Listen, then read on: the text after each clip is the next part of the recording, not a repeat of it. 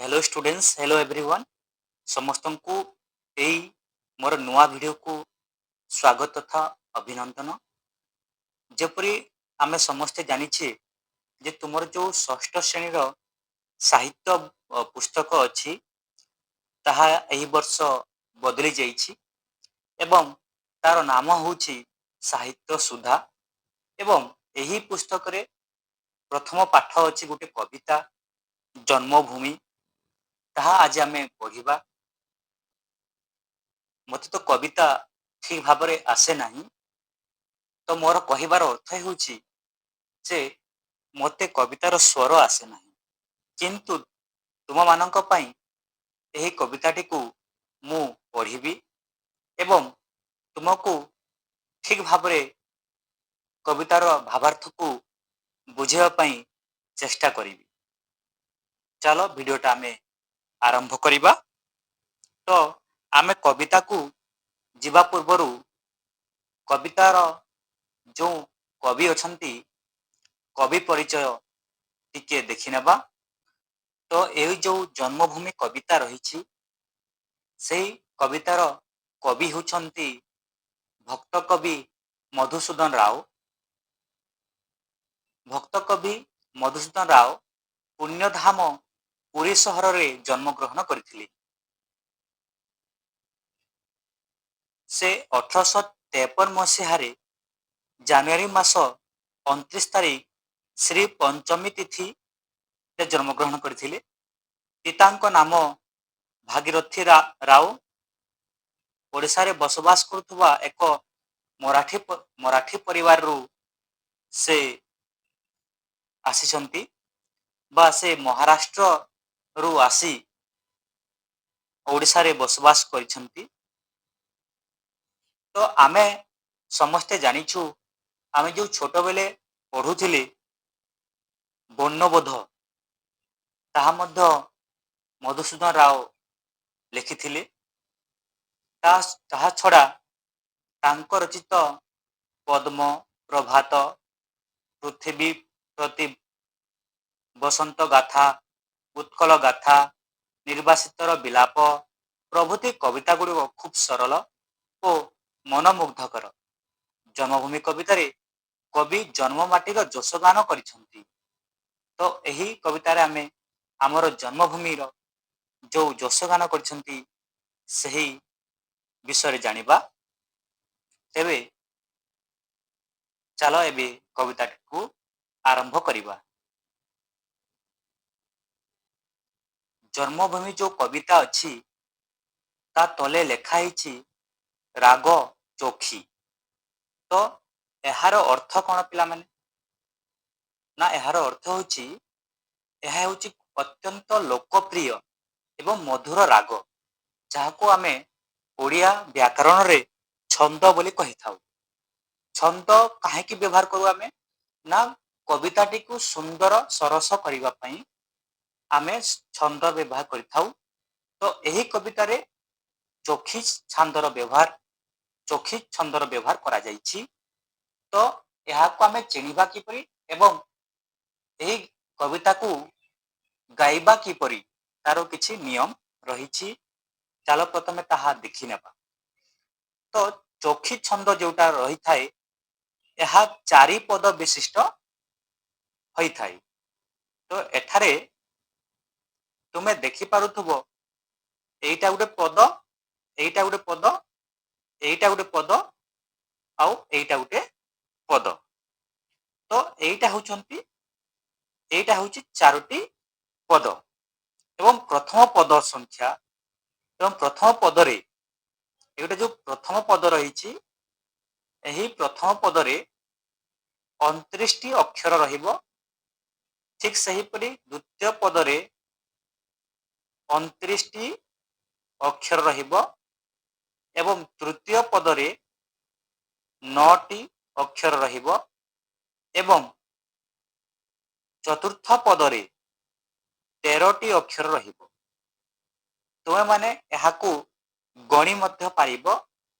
एठारे तुमरो 29 टी अक्षर अछि एवं द्वितीय पदरे मध्य गणिले देखिबो ତୁମର 29ଟି ଅକ୍ଷର ରହିଛି ଏବଂ ତୃତୀୟ ପଦରେ 9ଟି ପଦ ଏବଂ ତୃତୀୟ ପଦରେ 9ଟି ଅକ୍ଷର ଏବଂ ଚତୁର୍ଥ ପଦରେ 13ଟି ଅକ୍ଷର ଦେଖିବାକୁ ମିଳିବ। ତାପରେ ଯୋଉ ତାପରେ ଯୋଉ 29ଟି ଅକ୍ଷର ରହିଛି ଗୋଟିଏ ପଦରେ, ତ ତାହାକୁ ଆମେ ବିଭାଜନ କରିବା ଏବଂ ତାହାକୁ ପଢିବା, ଯାହା ଦ୍ୱାରା କି ଏହା ସୁନ୍ଦର ଭାବରେ ସରସ ସୁନ୍ଦର ହୋଇପାରିବ। ଦେଖ, ପ୍ରଥମ ପଦରେ 29ଟି ଅକ୍ଷର ରହିଛି, ସେଠାରେ ଆମେ ଜ୍ୟୋତିପାତ କରିବା, ଯେପରି 6ଟାରେ ଗୋଟେ କମା ଦେବା। ଆମେ ଦେଖ, ଏଠାରେ 6ଟାରେ ଗୋଟେ କମା ରହିବ, ତାପରେ 2ଟାରେ ଗୋଟେ କମା ରହିବ, ତାପରେ ପୁଣି 6ଟାରେ ଗୋଟେ କମା, 6ଟାରେ ଗୋଟେ କମା ରହିବ, ପୁଣି 2ଟାରେ ଗୋଟେ କମା ରହିବ। ଠିକ ସେହିପରି ଏଠାରେ ମଧ୍ୟ 6ଟାରେ ଗୋଟିଏ କମା ରହିବ, ତାପରେ 2ଟାରେ ଗୋଟେ କମା ରହିବ, 2ଟାରେ ଗୋଟେ କମା ରହିବ, ତାପରେ 5ଟାରେ ଗୋଟେ କମା ରହିବ। ଠିକ ସେହିପରି ଦ୍ୱିତୀୟ ପଦରେ ମଧ୍ୟ ଠିକ ସେହି ପ୍ରକାର ରହିବ। 6ଟାରେ ଗୋଟିଏ କମା ରହିବ, ତାପରେ 2ଟାରେ ଗୋଟେ କମା ରହିବ, ପୁଣି 6ଟାରେ ଗୋଟେ କମା, ପୁଣି 2ଟାରେ ଗୋଟେ କମା, ପୁଣି 6ଟାରେ ଗୋଟେ କମା ରହିବ, 2ଟାରେ ଗୋଟେ କମା ରହିବ ଏବଂ 5ଟାରେ ଗୋଟେ କମା ରହିବ। ଏବଂ ଯୋଉ ତୃତୀୟ ପଦ ରହିଛି, ଏଠାରେ ଅକ୍ଷର ସଂଖ୍ୟା ହେଉଛି 9। ତ ଏଠାରେ ଆମେ ଏହାକୁ ଭାଗ କରିପାରିବା ନା 6ଟାରେ ଗୋଟେ କମା ରହିବ ଏବଂ 3ଟାରେ ଗୋଟେ କମା ରହିବ। ଠିକ ସେହିପରି ଯୋଉ ଚତୁର୍ଥ ପଦ ରହିଛି, ସେଠାରେ 6ଟାରେ ଗୋଟିଏ କମା ରହିବ ଏବଂ 2ଟାରେ ଗୋଟେ କମା ରହିବ ଏବଂ 5ଟାରେ ଗୋଟେ କମା ରହିବ। ଏହିପରି ଭାବରେ ଏହାକୁ ଭାଗ କଲେ ଆମର ସ୍ୱରଟା ଠିକ ରହିବ। ଏବେ ତାକୁ ଆମେ ଚାଲ ଗାଇବା। ତ ଏଠାରେ ଏହାକୁ ଗାଇଲେ ହେବ, ତୁହି ମା ଜନମ ଭୂମି ପବିତ୍ର ଭାରତ ଭୂମି, ତୋହରି ସନ୍ତାନ ଆମ୍ଭେ ଅଟୁ ସରବେ, ତୋର ଶ୍ରୀ ଚରଣେ ସେବା ପାଇ ମନ ପ୍ରାଣ ଦେବା, ଗାଇବା ତୋହର ନାମ ଆନନ୍ଦ ରବେ, ତୋ ଆନନ୍ଦେ ହୋଇବା ସୁଖୀ, କାନ୍ଦିବା ଦୁଃଖରେ ତୋର ହୋଇଣ ଦୁଃଖୀ। ତ ଏହିପରି ଭାବରେ ଏହାକୁ ଗାଇଲେ ନିଶ୍ଚିତ ଭାବରେ କବିତାଟି ଭଲ ଶୁଭିବ। ତ ଏଇଟା ହେଉଛି ତାର ନିୟମ। ଏହିପରି ଭାବରେ ଏହି କବିତାକୁ ଗାଇବା ପାଇଁ ମୁଁ ଚେଷ୍ଟା କରିବି ଏବଂ ତୁମକୁ ତାର ଭାବାର୍ଥ ଗୁଡ଼ିକୁ ବୁଝେଇବା ପାଇଁ ଚେଷ୍ଟା କରିବି। ଯଦି ଭିଡ଼ିଓଟି ଭଲ ଲାଗିବ ତାହେଲେ ନିଶ୍ଚିତ ଭାବରେ ଗୋଟେ ଲାଇକ୍ କରିବ, କମେଣ୍ଟ କରିବ। ଯଦି ମୋର କୌଣସି ସ୍ଥାନରେ କିଛି ଭୁଲ ରହିଯାଇଥିବ ତାହେଲେ ମଧ୍ୟ ମୋତେ ଜଣାଇବ। ଚାଲ ଆରମ୍ଭ କରିବା।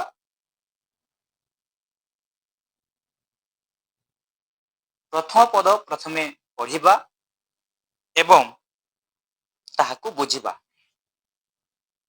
ତୁହି ମା ଜନମ ଭୂମି ପବିତ୍ର ଭାରତ ଭୂମି, ତୋହରି ସନ୍ତାନ ଆମ୍ଭେ ଅଟୁ ସରବେ। ତ ଏଠାରେ କବି କହୁଛନ୍ତି ବା କବି ଲେଖିଛନ୍ତି ଯେ ତୁ ହେଉଛୁ ତୁହି ମୋ ଜନ୍ମଭୂମି, ତୁ ହେଉଛୁ ମୋର ଜନ୍ମଭୂମି, ଯେଉଁଠାରେ ମୁଁ ଜନ୍ମ ଗ୍ରହଣ କରିଛି, ପବିତ୍ର ଭାରତ ଭୂମି, ଏବଂ ତୁ ହେଉଛୁ ମୋର ପବିତ୍ର ଭାରତ ଭୂମି।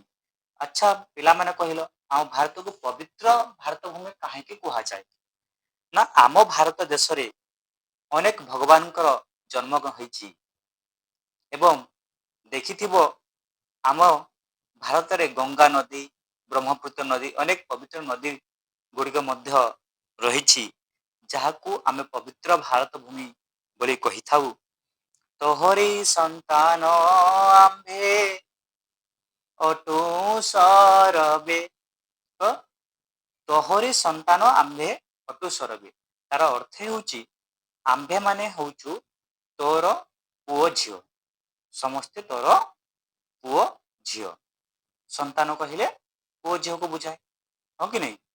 ତାପରେ ତୋର ଶ୍ରୀ ଚରଣେ ସେବା ପାଇଁ ମନ ପ୍ରାଣ ଦେବା,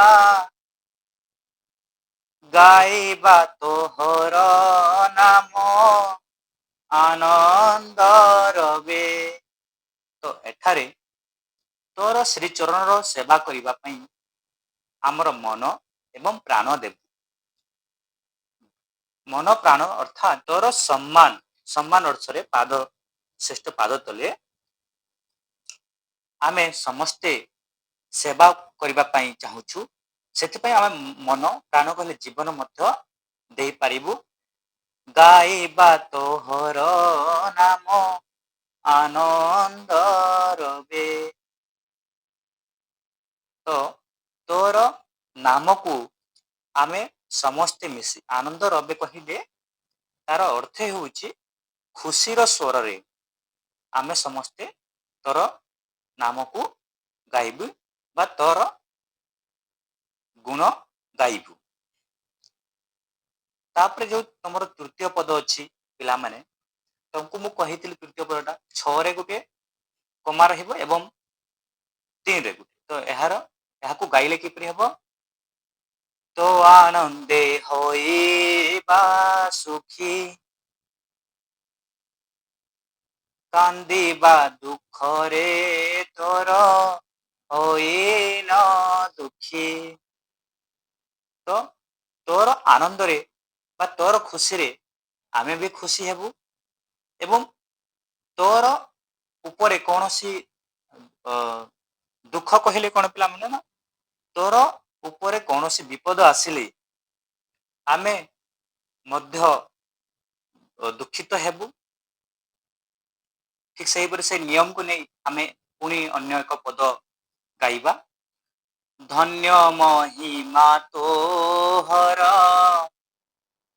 ନାହିଁ ତାର ପଟାନ୍ତର, ମସ୍ତକରେ ହିମାଲୟ ପର୍ବତ ବର। ଧନ୍ୟ ମହିମା ତୋହର, ଏଠାରେ ମହିମା କହିଲେ ପିଲାମାନେ ଗୌରବ ବା ପ୍ରଶଂସା, ନାହିଁ ତାର ପଟାନ୍ତର। ପଟାନ୍ତର କହିଲେ ପିଲାମାନେ ନା ତୁଳନା କରିବାକୁ ବୁଝାଏ, କିନ୍ତୁ ଏଠାରେ ନାହିଁ ତାର ପଟାନ୍ତର କହିଲେ ତାର ଅର୍ଥ ହେଉଛି ତ ତା ସହିତ କାହାକୁ ଆମେ ତୁଳନା କରିପାରିବା ନାହିଁ ବା ତୋର ଗୌରବ ହଉଛି ଅତୁଳନୀୟ ହେଲା।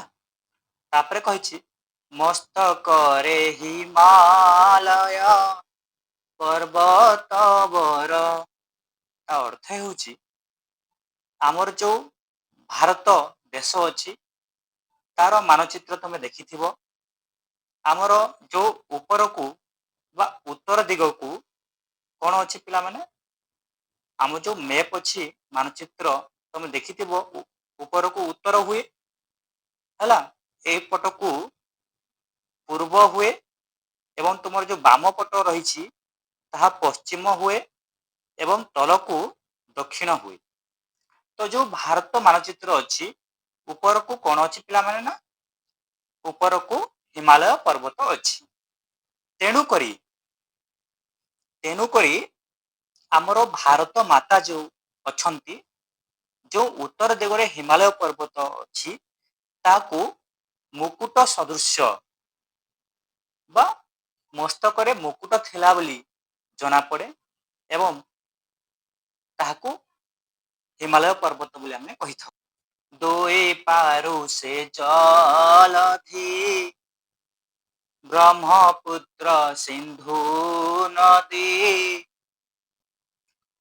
ଚରଣରେ ବିରାଜିତ ମହାସାଗର।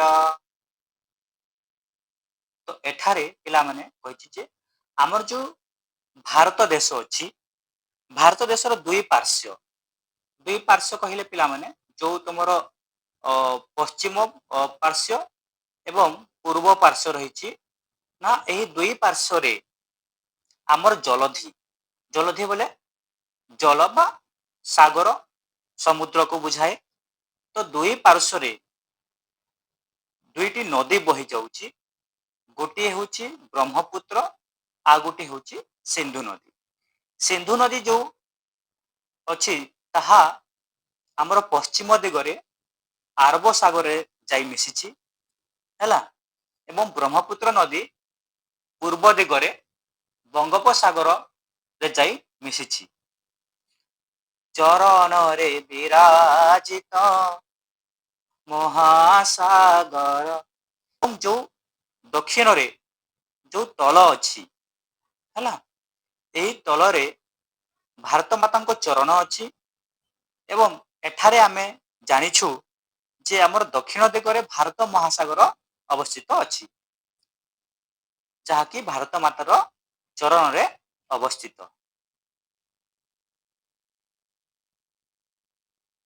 ଚାଲ ଆଗକୁ ଯିବା।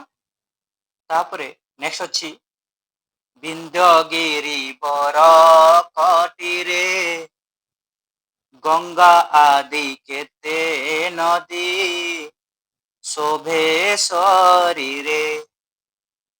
ତ ବିନ୍ଧ୍ୟଗିରି ବରକଟିରେ ହେଲା, ଏହାର ଅର୍ଥ ହେଉଛି ବିନ୍ଧ୍ୟ ପର୍ବତ, ଗିରିବର କହିଲେ ହେଉଛି ପର୍ବତ ଶ୍ରେଷ୍ଠ, କୋଟିରେ କହିଲେ ଆମର ତ ଅଣ୍ଟାକୁ ବୁଝାଏ ବା ଭାରତ ମାତାର ଅଣ୍ଟା, ତା ଅର୍ଥ ହେଉଛି ମଧ୍ୟ ଭାଗକୁ, ଭାରତ ଦେଶର ମଧ୍ୟ ଭାଗକୁ ବୁଝାଉଛି।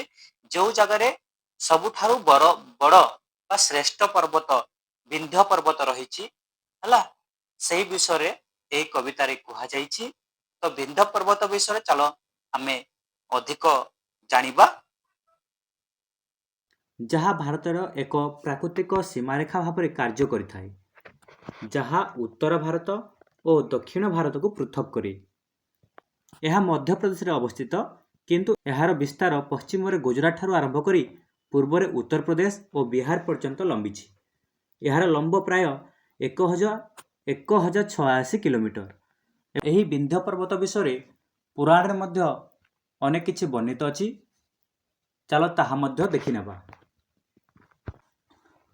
ପୁରାଣ ଅନୁସାରେ ଦିନେ ବିନ୍ଧ୍ୟ ପର୍ବତ ନିଜର ଉଚ୍ଚତାକୁ ନେଇ ଗର୍ବିତ ହୋଇଗଲା ଏବଂ ସୂର୍ଯ୍ୟଙ୍କ ଗତିପଥକୁ ଅଟକାଇବା ପାଇଁ ଆକାଶ ପର୍ଯ୍ୟନ୍ତ ବଢ଼ିବାକୁ ଲାଗିଲା।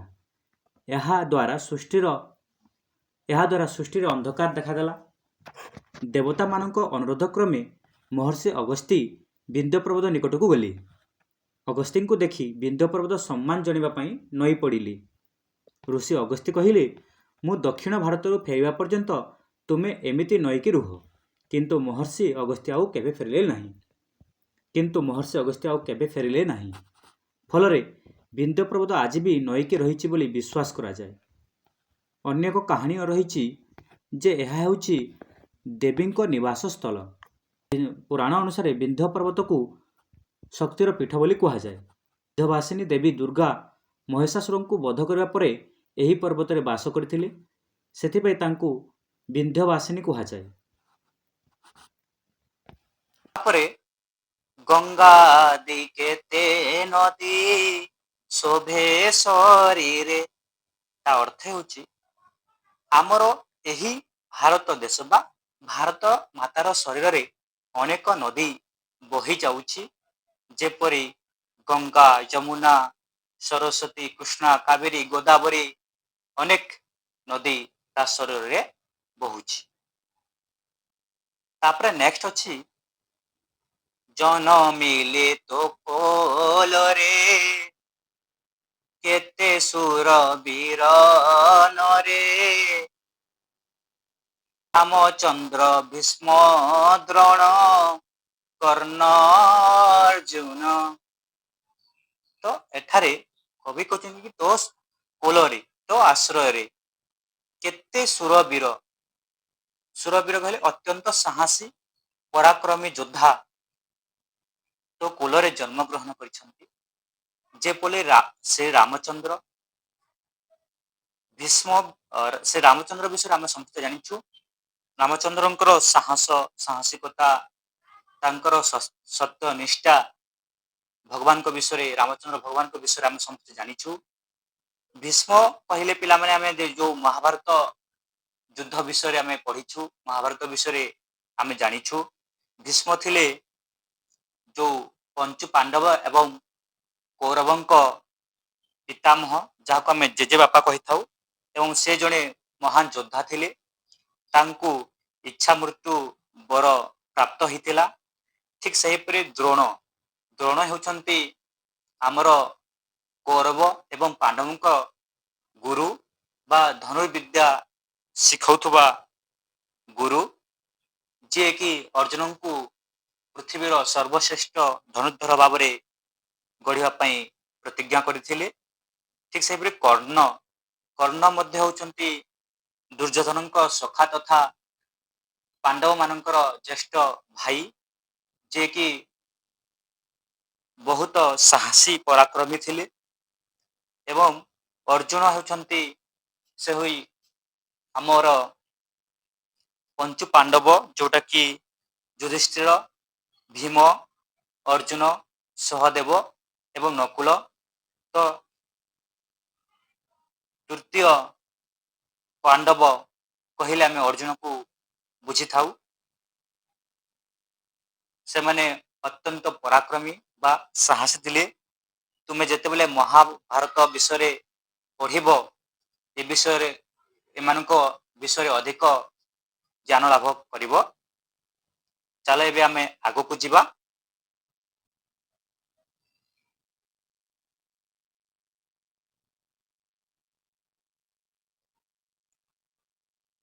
ମହାକବି ବେଦ ବ୍ୟାସ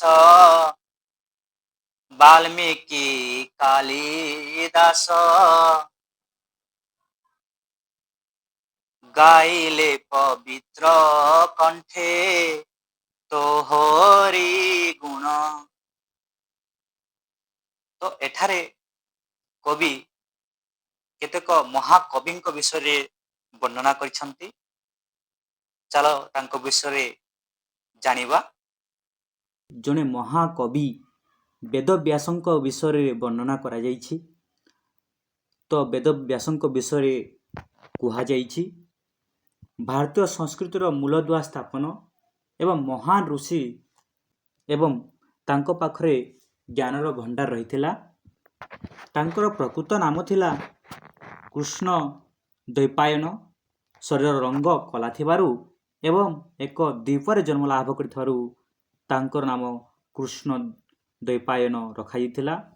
ତାଙ୍କ ପିତା ଥିଲେ ମହର୍ଷି ପରାଶର ଏବଂ ତାଙ୍କ ମାତା ଥିଲେ ସତ୍ୟବତୀ। ତାଙ୍କ ନାମ ବେଦବ୍ୟାସ ହେବା ପଛରେ ମଧ୍ୟ ଏକ କାହାଣୀ ରହିଛି। ସେ ବିଶାଳ ବେଦ ରାଶିକୁ ବିଭାଜନ କରିଥିଲେ। ବ୍ୟାସର ଅର୍ଥ ହେଉଛି ବିଭାଜନ। ତ ସେଇ ବେଦ ରାଶିକୁ ଯେଉଁ ବିଭାଜନ କରିଥିଲେ, ତାକୁ 4ଟି ଭାଗରେ ବିଭାଜନ କରିଥିଲେ, ଯାହାକୁ ଆମେ ଜାଣୁ ଋଗ୍ବେଦ, ଯଜୁର୍ବେଦ, ସାମବେଦ ଏବଂ ଅଥର୍ବ ବେଦ।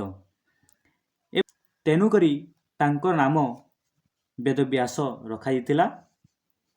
ଭାଷାର ମହାଭାରତର ରଚୟିତା ଥିଲେ। କୁହାଯାଏ ସେ କହୁଥିଲେ ଏବଂ ଭଗବାନ ଗଣେଶ ଏହାକୁ ଲିପିବଦ୍ଧ କରିଥିଲେ। ଆଷାଢ଼ ମାସ ପୂର୍ଣ୍ଣିମା ତିଥିରେ ତାଙ୍କର ସମ୍ମାନ ସ୍ମୃତିରେ ତାଙ୍କର ସ୍ମୃତିରେ ବ୍ୟାସ ପୂର୍ଣ୍ଣିମା ବା ଗୁରୁ ପୂର୍ଣ୍ଣିମା ଭାବରେ ଆମେ ପାଳନ କରୁ। ସେହିପରି ଏଠାରେ ବାଲ୍ମୀକିଙ୍କ ବିଷୟରେ କୁହାଯାଇଛି, ରତ୍ନାକରରୁ ବାଲ୍ମୀକିର ପରିବର୍ତ୍ତନ ଆମେ ସମସ୍ତେ ପୂର୍ବରୁ ଜାଣିଛେ। ତ ରତ୍ନାକର ଥିଲେ ଜଣେ ଚୋର ବା ଡକାୟତ କରୁଥିବା ବ୍ୟକ୍ତି। ସେ ଜଙ୍ଗଲରେ ଲୋକମାନେ ଆସୁଥିବା ସେ ଜଙ୍ଗଲରେ ଲୋକମାନଙ୍କ ଠାରୁ ସୁନା ରୂପା ଲୁଣ୍ଠନ କରି ତାଙ୍କର ପରିବାର ପୋଷଣ କରୁଥିଲେ।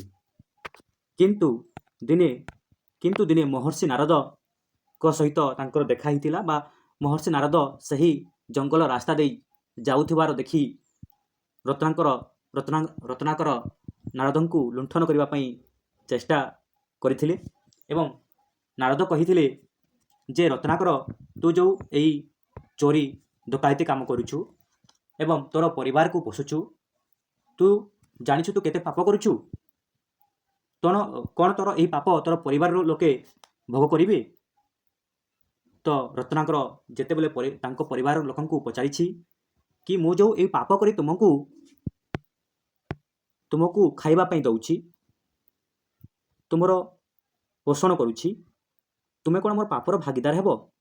ତ ତାଙ୍କର ପରିବାର ଲୋକେ ତାକୁ ମନା କରିଥିଲେ। ତେଣୁ ସେ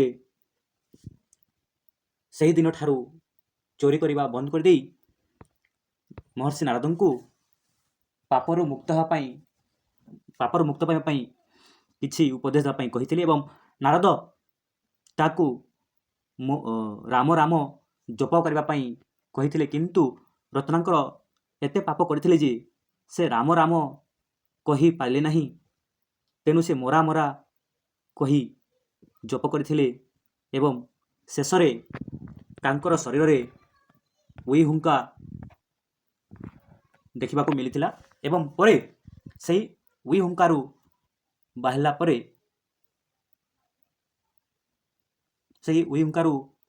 ବାହାରିଲା ପରେ ତାଙ୍କର ନାମ ବାଲ୍ମୀକି ପଡ଼ିଥିଲା ଏବଂ ସେ ସଂସ୍କୃତ ରାମାୟଣ ଯେଉଁ ଅଛି ସେ ସଂସ୍କୃତ ରାମାୟଣ ରଚନା କରିଥିଲେ।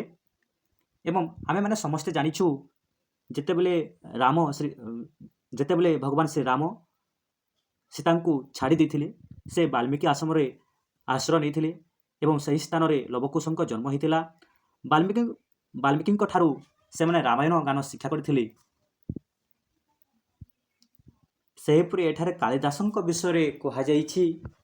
ତ ସେ ଥିଲେ ମହାକବି କାଳିଦାସ ସଂସ୍କୃତ ସାହିତ୍ୟ ସର୍ବଶ୍ରେଷ୍ଠ କବି, ନାଟ୍ୟକାର ଭାବେ ବିଶ୍ୱ ପ୍ରସିଦ୍ଧ ଏବଂ ତାହାକୁ ଭାରତର ସେକ୍ସପିୟର ମଧ୍ୟ କୁହାଯାଇଥାଏ।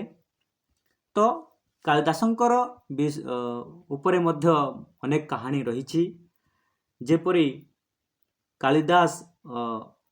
କାଳିଦାସ ହେବା ପୂର୍ବରୁ ସେ ବଡ଼ ମୂର୍ଖ ଥିଲେ ବୋଲି କୁହାଯାଏ ଏବଂ ସେ ଯେଉଁ ଡାଳରେ ବସୁଥିଲେ ସେହି ଡାଳକୁ କାଟି ଦେଉଥିଲେ ଏବଂ ଅନେକ ବିଦ୍ୱାନମାନଙ୍କର ଛଳନାରେ ଅତ୍ୟନ୍ତ ବିଦୁଷୀ ରାଜକୁମାରୀ ବିଦ୍ୟୋତ୍ତମାଙ୍କ ସହ ତାଙ୍କର ବିବାହ ହୋଇଥିଲା ଏବଂ ଯେତେବେଳେ ବିଦ୍ୟୋତ୍ତମା ଜାଣିଲେ ଯେ କାଳିଦାସ ଜଣେ ମହାମୂର୍ଖ, ତାଙ୍କୁ ସେ ଘରୁ ତଡ଼ି ଦେଇଥିଲେ ଏବଂ ଅପମାନ ସହି ନ ପାରି କାଳିଦାସ ମା କାଳୀଙ୍କର କଠୋର ତପସ୍ୟା କରିଥିଲେ ଏବଂ ତାଙ୍କର ଆଶୀର୍ବାଦ ଲାଭ କରିଥିଲେ ଏବଂ ସେ କାଳିଦାସ ନାମରେ ପରିଚିତ ହୋଇଥିଲେ।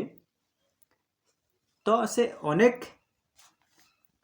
ମହାକାବ୍ୟ, ଗୀତିକାବ୍ୟ ନାଟକ ଲେଖିଥିଲେ। ତାଙ୍କର ମହାକାବ୍ୟଙ୍କ ମଧ୍ୟରେ ରଘୁବଂଶମ୍, ଯେଉଁଟା ଶ୍ରୀରାମଙ୍କର ବଂଶାବଳୀର ବର୍ଣ୍ଣନା କରାଯାଇଛି। ଠିକ୍ ସେହିପରି କୁମ୍ଭାର ସମ୍ଭବମ୍, ଭଗବାନ ଶିବ ଓ ପାର୍ବତୀଙ୍କ ବିବାହ ବିଷୟରେ ବର୍ଣ୍ଣନା କରାଯାଇଛି। ଠିକ୍ ସେହିପରି ଗୀତିକାବ୍ୟ ମେଘଦୂତମ୍, ନାଟକ ଅଭିଜ୍ଞାନ ଶକୁନ୍ତଳମ୍ ତାଙ୍କର ପ୍ରସିଦ୍ଧ ରଚନା ଗୁଡ଼ିକ ରହିଛି। ତ ଏହି ମହାପୁରୁଷଙ୍କର ବିଷୟରେ ମୁଁ ତୁମମାନଙ୍କୁ କିଛି କହିଲି।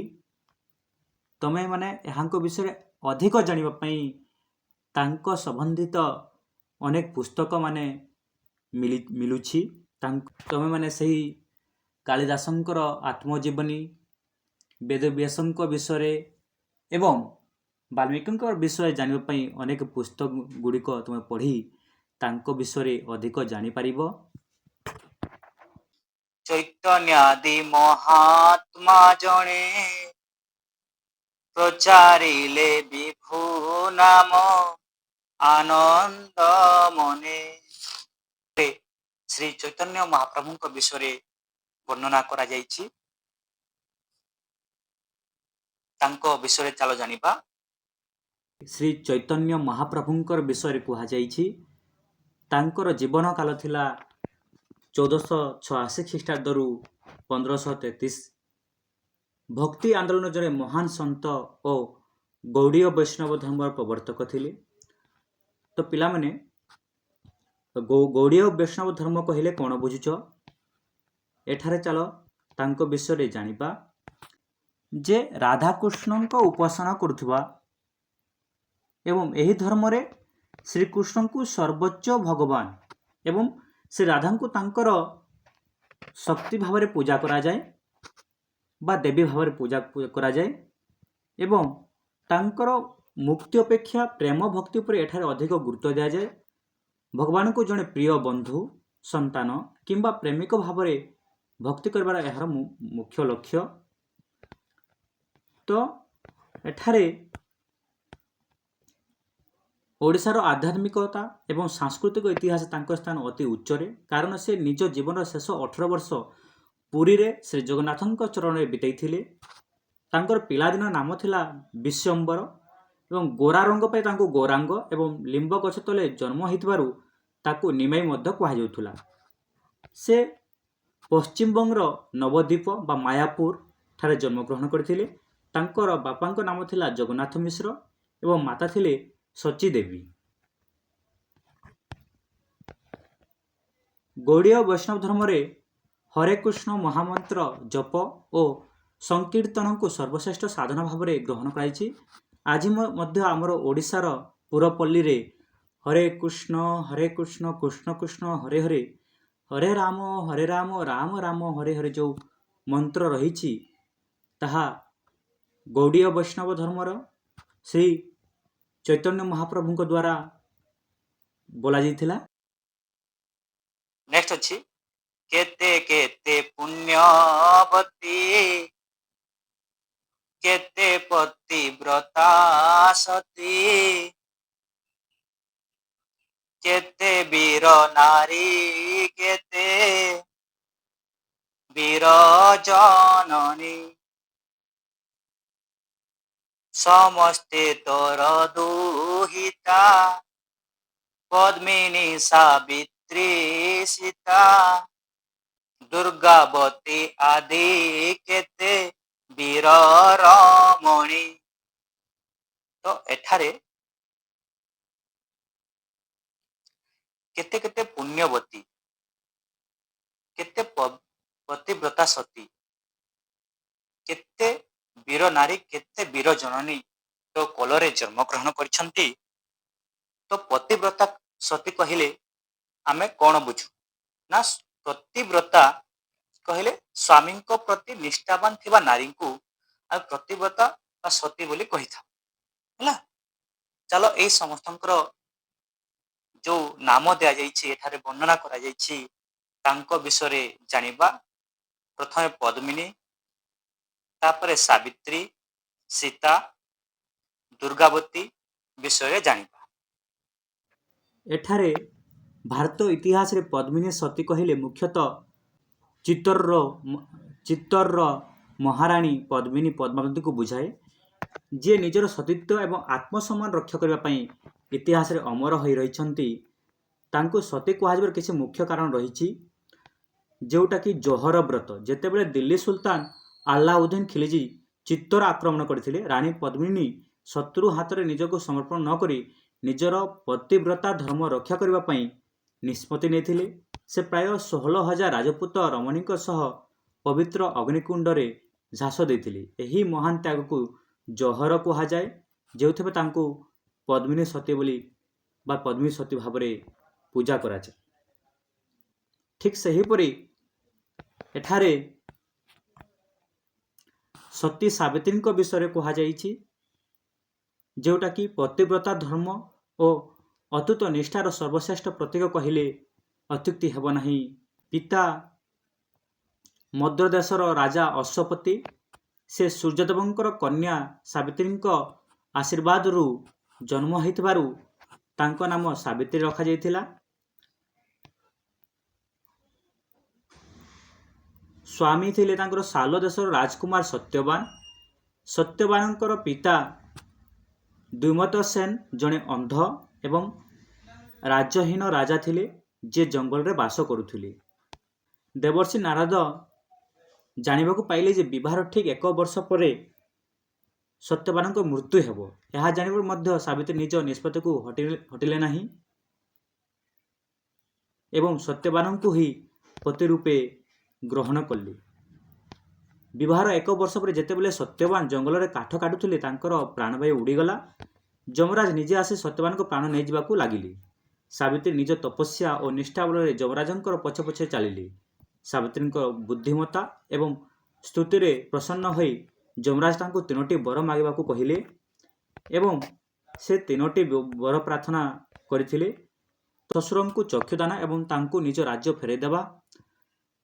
2 ନମ୍ବର ବର ଥିଲା ନିଜ ପିତାଙ୍କ ପାଇଁ ପୁତ୍ର ସନ୍ତାନ ପ୍ରାପ୍ତି। ସାବିତ୍ରୀ ଚତୁର୍ଦ୍ଦାଶ ନିଜ ପାଇଁ 100 ପୁତ୍ରର ବର ମାଗିଲେ। ଯମରାଜ ତଥାସ୍ତୁ କହିବା ପରେ ବୁଝିପାରିଲେ ଯେ ସତ୍ୟବାନଙ୍କୁ ବଞ୍ଚାଇବା ବିନା ସାବିତ୍ରୀ ପୁତ୍ରବତୀ ହୋଇପାରିବେ ନାହିଁ। ଶେଷରେ ଯମରାଜ ହାର ମାନିଲେ ଏବଂ ସତ୍ୟବାନଙ୍କୁ ଜୀବନଦାନ ଦେଲେ। ତ ସାବିତ୍ରୀ ବ୍ରତ ଓଡ଼ିଶାର ପ୍ରତିବର୍ଷ ଜ୍ୟେଷ୍ଠ ମାସର ଅମାବାସ୍ୟା ତିଥିରେ ସାବିତ୍ରୀ ବ୍ରତ ପାଳନ କରାଯାଏ। ସାଧବୀ ନାରୀମାନେ ନିଜର ସ୍ୱାମୀଙ୍କ ଦୀର୍ଘାୟୁ କାମନା କରି ଏହି ବ୍ରତ ପାଳନ କରନ୍ତି। ନୂତନ ବସ୍ତ୍ର ପିନ୍ଧି ଫଳମୂଳ ସହ ପୂଜା କରନ୍ତି। ସେହିପରି ରାମାୟଣ ଯୁଗରେ ଭଗବାନ ଶ୍ରୀ ରାମଚନ୍ଦ୍ରଙ୍କ ପତ୍ନୀ ସୀତା ମଧ୍ୟ ନିଜର ପବିତ୍ରତା ସାବ୍ୟସ୍ତ କରିବା ପାଇଁ ନିଜର ଅଗ୍ନି ପରୀକ୍ଷା ଦେବାକୁ ପଡ଼ିଥିଲା। ଦୁର୍ଗାବତୀ ରମଣୀ ହେଉଛନ୍ତି ଭାରତୀୟ ଇତିହାସ ଜଣେ ଅତ୍ୟନ୍ତ ସାହସୀ ଏବଂ ବୀର ରମଣୀ, ଯିଏ ରାଣୀ ଦୁର୍ଗାବତୀ ଭାବରେ ସର୍ବାଧିକ ପରିଚିତ। ସେ ମଧ୍ୟପ୍ରଦେଶର ଗଣ୍ଡୱାନା ରାଜ୍ୟର ଶାସିକା ଥିଲେ। ରାଣୀ ଦୁର୍ଗାବତୀ 1524 ମସିହା ଅକ୍ଟୋବର ମାସ 5 ତାରିଖରେ ଦୁର୍ଗାଷ୍ଟମୀ ଦିନ କାଲିଞ୍ଜରର ଚନ୍ଦେଲ ରାଜପୁତ ବଂଶରେ ଜନ୍ମଗ୍ରହଣ କରିଥିଲେ। ତାଙ୍କ ପିତାଙ୍କ ନାମ ଥିଲା ରାଜା କିରତ ସିଂ। ଦୁର୍ଗାଷ୍ଟମୀ ଦିନ ଜନ୍ମ ହୋଇଥିବାରୁ ତାଙ୍କ ନାମ ଦୁର୍ଗାବତୀ ରଖାଯାଇଥିଲା। 1542 ମସିହାରେ ତାଙ୍କର ବିବାହ ଗଣ୍ଡ ରାଜବଂଶ ରାଜା ସଂଗ୍ରାମ ଶାହଙ୍କ ପୁତ୍ର ଦଲପତ ଶାହଙ୍କ ସହିତ ହୋଇଥିଲା। ବିବାହର କିଛି ବର୍ଷ ପରେ ପତିଙ୍କ ମୃତ୍ୟୁ ହେବାରୁ ସେ ନିଜ ଶିଶୁ ନାରାୟଣଙ୍କ ସଂରକ୍ଷିକା ଭାବରେ ଗଣୱାରର ଶାସକ ଭାବରେ ଗ୍ରହଣ କରିଥିଲେ। ରାଣୀ ଦୁର୍ଗାବତୀ ଜଣେ ଦକ୍ଷ ପ୍ରଶାସକ ହେବା ସହିତ ଜଣେ ନିପୁଣ ଯୋଦ୍ଧା ମଧ୍ୟ ଥିଲେ। ସେ ଅନେକ ଜନହିତ କାର୍ଯ୍ୟ କରିଥିଲେ, ଯେମିତି ଅନେକ ଜଳାଶୟ ଓ ମନ୍ଦିର ନିର୍ମାଣ କରିଥିଲେ। ତାଙ୍କ ସମୟରେ ମୋଗଲ ସମ୍ରାଟ ଆକବର ଗଣୱାର ଅଧିକାର କରିବାକୁ ଚାହୁଁଥିଲେ। 1564 ମସିହାରେ ଆକବରଙ୍କର ସେନାପତି ଆସଫ ଖାଁ ଗଡ଼ୱାନ ଉପରେ ଆକ୍ରମଣ କରିଥିଲେ। ରାଣୀ ଦୁର୍ଗାବତୀ ବହୁତ କମ୍ ସୈନ୍ୟ ବଳ ସହିତ ମୋଗଲମାନଙ୍କ ସହ ଲଢ଼ିଥିଲେ। ଯୁଦ୍ଧ କ୍ଷେତ୍ରରେ ସେ ଗୁରୁତର ଭାବରେ ଆହତ ହୋଇଥିଲେ। ମୋଗଲମାନଙ୍କ ଦ୍ୱାରା ବନ୍ଦୀ ହେବା ଅପେକ୍ଷା ସେ ନିଜର ସମ୍ମାନ ରକ୍ଷା ପାଇଁ ନିଜ ପାଖରେ ଥିବା କଟାରୀ ବା ଛୁରୀ ସାହାଯ୍ୟରେ ନିଜର ପ୍ରାଣ ବିସର୍ଜନ କରିଥିଲେ। ରାଣୀ ଦୁର୍ଗାବତୀଙ୍କୁ ଆଜି ମଧ୍ୟ ଭାରତରେ ମାତୃଭୂମିର ସୁରକ୍ଷା ଏବଂ ନାରୀ ଶକ୍ତିର ପ୍ରତୀକ ଭାବରେ ସ୍ମରଣ କରାଯାଏ। ମଧ୍ୟପ୍ରଦେଶର ଜବଲପୁର ଠାରେ ଥିବା ବିଶ୍ୱବିଦ୍ୟାଳୟକୁ ତାଙ୍କ ସମ୍ମାନରେ ରାଣୀ ଦୁର୍ଗାବତୀ ବିଶ୍ୱବିଦ୍ୟାଳୟ ନାମରେ ନାମିତ କରାଯାଇଛି। ଶେଷ ପଦ ଅଛି ନମଇ ମା ଭକତି ଭରେ ଅଧମ ଅକ୍ଷମ ସୁତ ତୋ ଚରଣେ। ଶେଷରେ ମାଙ୍କୁ, ଏଇ ଜନ୍ମଭୂମି ମାକୁ ଭକ୍ତି ଭରା ନମସ୍କାର ବା ଭକ୍ତି ଭରା ପ୍ରଣାମ ଜଣାଇ, ଶ୍ରଦ୍ଧା ଜଣାଇ, ଶ୍ରଦ୍ଧା ବା ସମ୍ମାନ ସହିତ ଏହି ନିଜକୁ ନିଚ ବା ଶକ୍ତିହୀନ ପୁଅ ଭାବରେ ତ ଚରଣରେ ସମ୍ମାନ ଜଣାଉଛି ବୋଲି କବି କହିଛନ୍ତି। ତ ଏ ଥିଲା ତୁମର ଜନ୍ମଭୂମି ପାଠ, ଯାହାକୁ ମୁଁ ବୁଝାଇବା ପାଇଁ ଚେଷ୍ଟା କରିଛି। ମୋର ଆଶା ତୁମେମାନେ ଏହି କବିତାକୁ ଠିକ୍ ଭାବରେ ବୁଝିପାରିଥିବ। ଯଦି କୌଣସି ସ୍ଥାନରେ ବୁଝିପାରିଲ ନାହିଁ, ତାହା ନିଶ୍ଚିତ ଭାବରେ ମୋତେ କମେଣ୍ଟ କରିବ। ଏବଂ ଏହାର ଯେଉଁ ପାର୍ଟ 2 ଭିଡ଼ିଓ ଆସିବ ପିଲାମାନେ, ସେଥିରେ ଆମେ ଏହାର ପ୍ରଶ୍ନ ଉତ୍ତର ଅଭ୍ୟାସ କରିନେବା। ଯେହେତୁ ଏହି ପାର୍ଟ 1ଟା ଅଧିକ ଲମ୍ବା ହେଇଯାଉଛି, ତେଣୁକରି ଆମେ ଏଇଟାକୁ ଏଇଠି ରଖିବା।